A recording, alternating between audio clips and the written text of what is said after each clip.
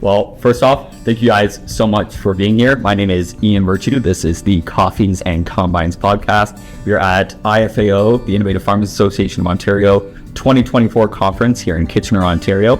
I'm here with Jeff Cook, Guillaume Tant, and Murray McLaughlin. I'm going to have them introduce themselves, have a great conversation about economics, and see where things take us. Jeff, I'm going to have you start. Sure. So my name is Jeff Cook. I farm with my family near London, Ontario. And so we're cash crop producers. We have a strong focus on technology and overall profitability and sustainability. Awesome. I'm Guillaume Tant. I'm French farmer and agronomist. I run a business where we are really focusing on plant nutrition and plant health all over France. And the goal is to help farmers to be more sustainable and have more profit at the end. Hi, I'm Murray McLaughlin. I'm focused on agricultural, bioeconomy, and the biotechnology sector. I've been focused in that area for many years and help facilitate commercialization of those types of technologies into the industry, working with government and provincial and federal governments, and also with industry and farmers to really build a bioeconomy industry within Canada. Amazing. All right, I'd like to start broad, quite broad, global, actually. I want to talk about the interconnectedness of global markets and how this international trend affects local farming economies.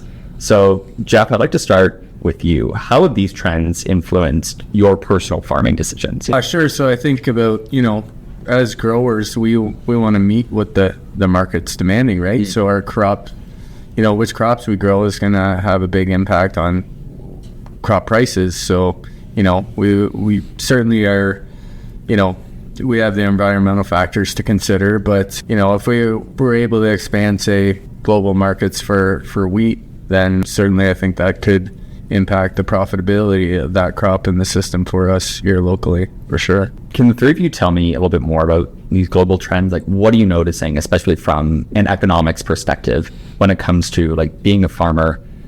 Is it becoming more difficult, or what are the new challenges being faced? I want to keep it broad and see what direction you guys take it in. So a specific example, in Europe at the moment with the war in Ukraine, we have massive amount of grain going through Europe and marketing in Europe on Europe brands. And so this kind of decision makes massive impact because the price of the grain for Poland, for example, and Germany just decreased because we have too much grain locally available. And so because this grain were leaving Ukraine from the south before and going to other country, now is leaving Ukraine from the north, and all the northern market are flooded with excess grain at the moment. So we have to change the crop we are growing and the farming system we have a farm, because if we are focusing on wheat, for example, market is overflow at the moment in Europe domestically. So yeah, changing in this kind of change, kind of big decision, and redesigning the whole farming system by himself. Fascinating. It's interesting. Globally, it seems like we're at this point where, especially Western markets, are no longer happy with the globalized world that they played such a pivotal role in creating. We're almost seeing this decoupling of systems.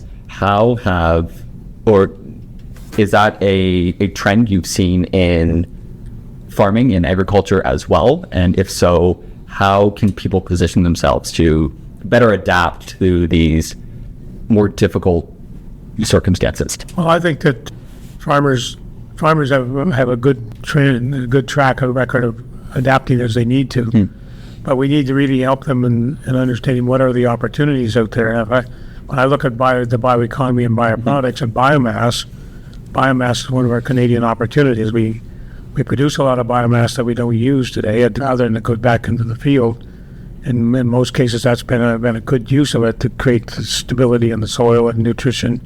But now we're at the point that our yields have gotten to the point on corn that biomass has become a problem. There's too much biomass on top of the soil, where we need to figure out how we could reduce some of that and use it for other uses. So we're looking at creating opportunities where for a percentage of the biomass come off the field and then use that for producing other products in the bio industry.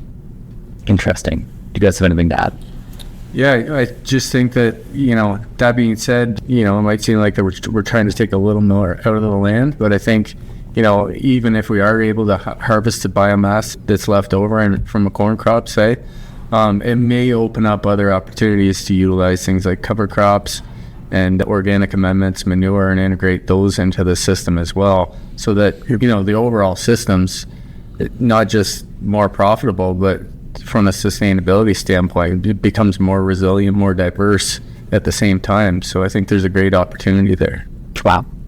Yeah, no, and I definitely agree with that. I mean, it's a matter of getting the right balance. We don't, in the biomass quality network, we were recommending taking up to 50% of the biomass off based on yield. If your yields were high, then you could take 50%. If your yields were lower, then you would reduce that or maybe take none off until you get to a certain yield point, because the biomass does adjust based on yields. So you need to manage that, because biomass as a resource, as I mentioned earlier, there's a good farmer friend of mine said there's no such thing as waste, just underutilized resources. So biomass, if you look at it as an underutilized resource, how do we utilize part of that to do something else to create a benefit on the farm? Very cool. And I really like that idea to look at unutilized resource. There is biomass, but on farm we are able to create many opportunities with energy or solar or with agritourism or other. And the idea, so producing food and produce to sell, it's one way to make money on a farm. But if we can increase the way and the streams of bringing money back to the farm, that create more resilient system, and you are able, even if the food market is not the best one this year, you still have money coming on your system, and you create something way more resilient. And with the cycle we see and the increase in the variabilities of the market and crisis, we need to be able to have a system that we call anti-fragile, so as resilient as we can. Yep. I really want to explore that deeper, talking about like building like an anti-fragile system or farm. Or I like system more broadly. Can you give some examples of that? One of them I was talking about earlier, the people that were producing peas to make gin.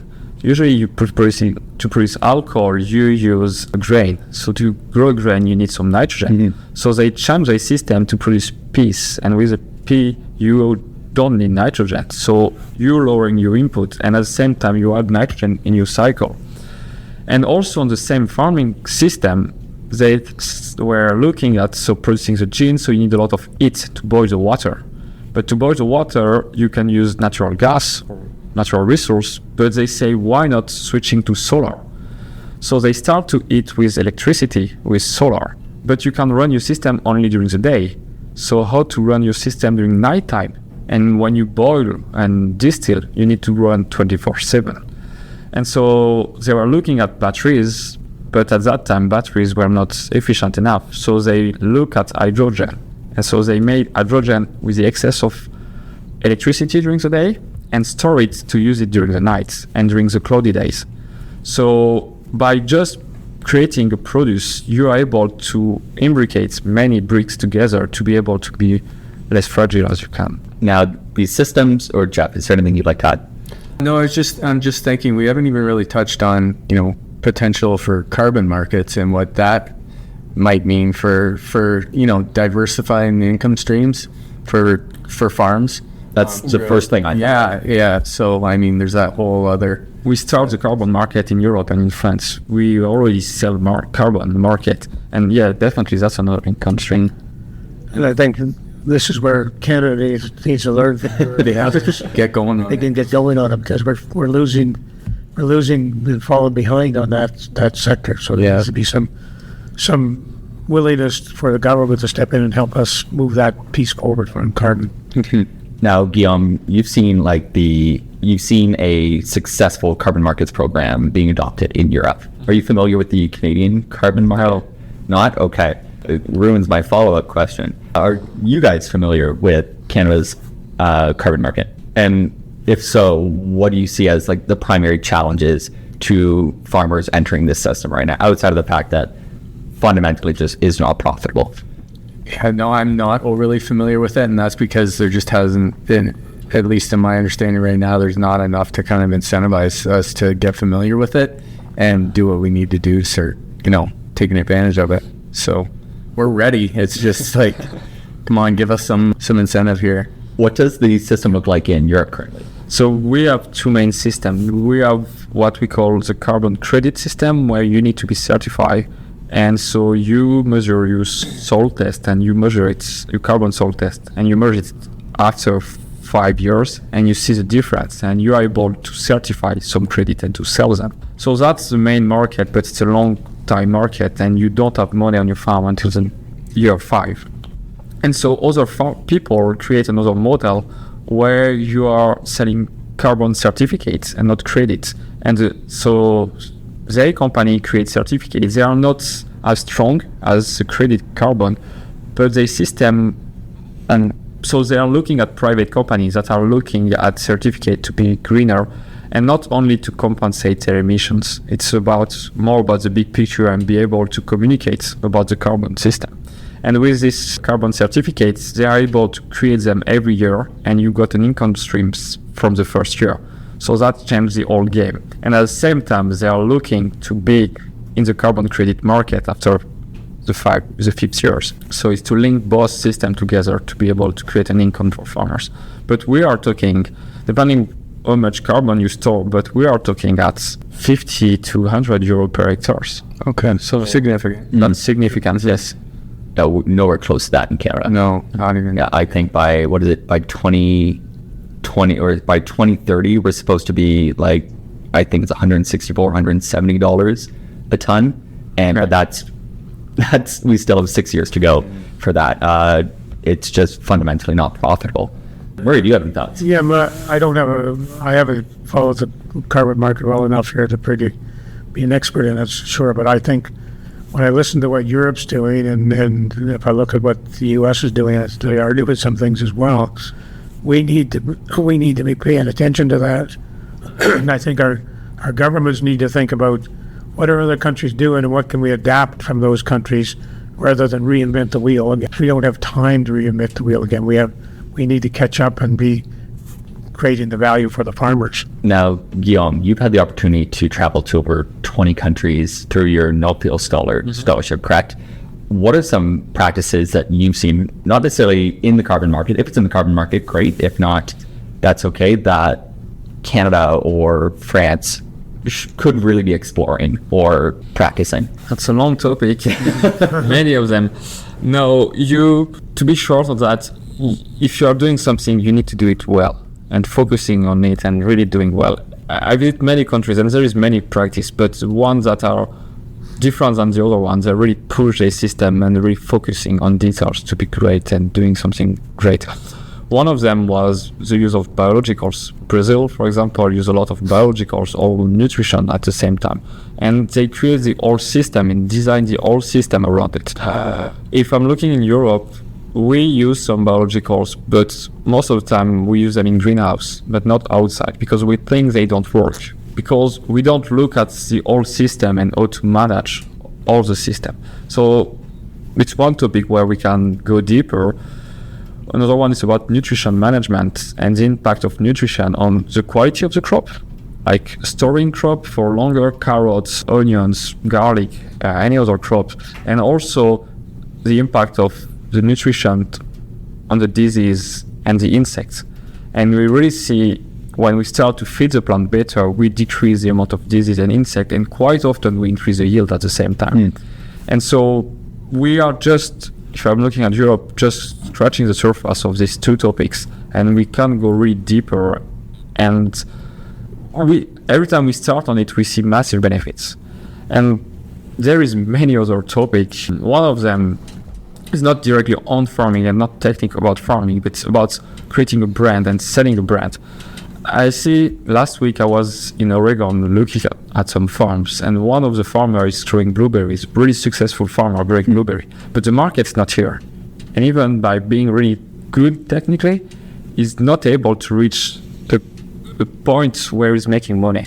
And so by being able to create a brand around your produce and show the value of it, or it's your own brand, or you show the value of it to a distributor or to a food company, but by being able to create something different, you're able to market it and have more money at the end and be profitable in the farming system. I feel like this might be a good direction for you. Branded your farm as Mapleview Farms. Can you talk about the intention behind that? Yeah, so that wasn't my name. That's been, I think, the farm name for nearly 200 years now. So yeah, my family, they started farming in Canada in 1825. So Wow. as far as branding, that's, part of what we try to sell is the history of farming, farm families, the sustainability aspect, and what that means. Like when we're a multi-generational farm, obviously we're in it for the long haul.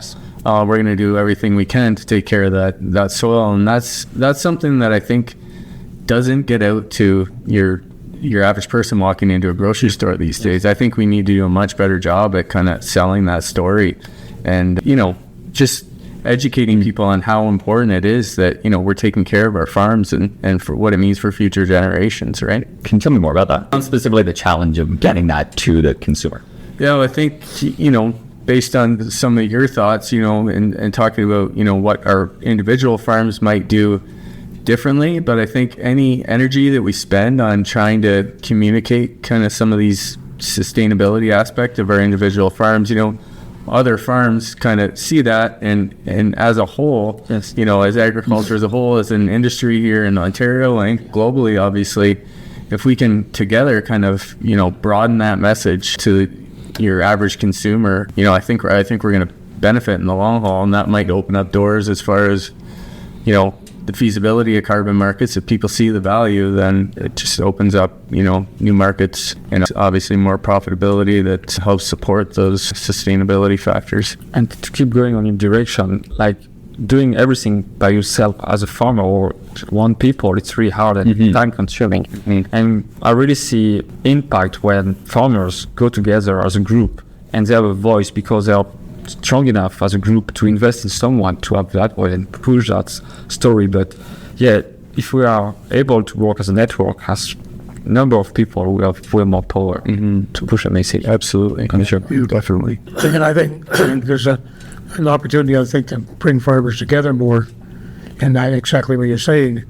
And I think for certain types of projects, I think a co-op system, specialized co-op system, is something that can work, because we had set up a farmer co-op around Cornstover in Sarnia a few years ago. Unfortunately, it didn't go to commercialization because the technology didn't get properly funded from Ag Canada. The rest of it, we had all the industry money there except one small envelope. But that farm co-op to me made a lot of sense, because the farmers were going to be specific around Cornstover. The farmers would commit so many acres to the corn stover, how much corn stover they wanted to provide. And most farmers aren't going to commit 100% right off the bat, but they would go in at maybe 20% of their acreage or whatever, and pay so much in the co-op as a one-time payment on that. And then the co-op would invest in the sugar mill that we were going to build. Interesting. So the dividends would come back to the co-op, which then back to the farmer. So the farmer's getting paid for the corn stover, and they're going to get a dividend the other way. And that was, to me, it was a perfect scenario. And the co-op would also look after the harvesting of the corn stover. That's amazing. And transport it in. So it was all put in place, except with this one piece of funding that didn't transpire at the end, unfortunately, was our federal government. But anyway, that to me is a type of thing that is a way to help set up some of these things that on a specific area like that, or specific crop or biomass, because you can really pinpoint to the value and show the value that's going to be created with it. And so I think, having a cooperative system like in today's type of co-ops versus the old broad-based co-ops is now the kind of thing we need to be looking more at. You're traveling globally. How have you seen, or what does the adoption of these co-op systems look like? Is it a trend that you're seeing is really building? It's really because in France or Europe, we have a lot of co-ops, and you need to keep them in a certain scale. And I visit many of them. I was in New Zealand and other. So if you need to be big enough to have a voice and to have your share on the market, but you need to keep them small enough to keep the farmers leading the co-op. And we see many examples in France where the co-op are so big, so huge, and we don't know now where is the direction of it and who is leading the system. It's not the farmers. They lose. It's not farmer driven. Exactly. It's not anymore farmer driven. So it's where you find, it's not an easy line to find, but you need to be big enough to have the power of a big one, but you need to keep in mind to be driven by farmers, because you need to have the dividend for the farmers and to drain the money for the farmers that invest in the co-op. But one of the example is not exactly a co-op, but system similar. It's Zespri for the kiwi. So there are a group of kiwi farmers in New Zealand, and they sell their kiwi all over the world. And now they don't have enough kiwi for all the seasons, so they contract growers in the northern hemisphere to grow kiwis to be able to have kiwi all year long. And if you want to grow kiwi on their brand in the northern hemisphere, you need to pay them royalties. And all of these royalties are going directly as a dividend to the farmers. So by creating a brand strong enough, they are able now to have money on the dividend of their brand, not only on the produce they sell. So that's really a good example where you are able with good production, because the Zespri kiwi, they need to be perfect in size and in taste. They paid the kiwi on the dry matter content, and the dry matter is about the taste. So you need to have the better taste all year long. But by creating a really good produce, you're able to create good brand, and then you're able to add produce on your brand or add more volume on that brand and make money with the brand. So it's really a perfect case study where the farmer are able to create value with the whole system and in a co-op or group system. Jeff, I'm curious, what do you think it would take, I guess, from a government structure, or what systems need to be put in place in Canada to really see this uptake and adoption in co-op systems? At least from my understanding, like they're not very prevalent. Yeah, there are some co-ops here, but as far as government and what role they may play, I'm not sure. I think, a lot of times it's a matter of us taking things upon ourselves as growers and networking and kind of building those on our own. If there's some government programs that can promote that would be great. I think that it would take us as farmers and co-op bases is kind of pitching that and trying to obtain some funding. So I think we need to take it upon ourselves. Can't rely on government to do it for us. And I agree with that. I think that it has to be driven at the farm, at the farm level, and the farmers be able to see this as something that's important for them. I mean, the old co-op systems that we had, basically almost all disappeared now.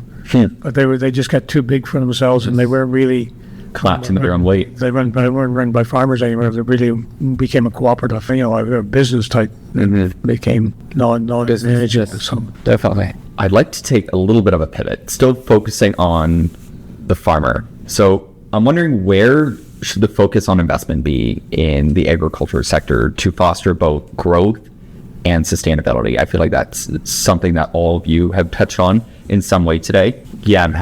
Are you able to highlight any key areas where innovation is really driving economic benefit? For everything I see for the moment, if you have to invest in one thing and only one, it's your soil. Because if you invest well in your soil, before some equipment and other, but if you invest in your soil, it's not 1 year investment, it's a long-term investment. But if you invest in your soil, you will be able to have good yield and reproducible yield year after year. And after that will bring enough money to invest in something else.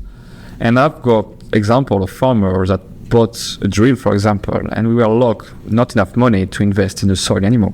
So we made the decision to sell some equipment to be able to reinvest in the soil, to be able to have a way better leverage system, where that investment in the soil bring money to the farmer that could buy his drill back and buy equipment after that. But so there is technology and many stuff that could help, but I'm really thinking about the system in general. And if I have one point where I will invest first is the soil to create money for everything else after that. Jeff, I feel like this is something you can really speak to. Yeah, sure. I'd agree with that 100%. You invest in your soil early and often and always, then it's going to continue to, boost your productivity over time. And that's there's just some exponential gains that will come along with that. And so obviously other investment opportunities, if you've kind of got the ball rolling with your soil and it generating extra profit, then there'll be more money there to invest in kind of long term.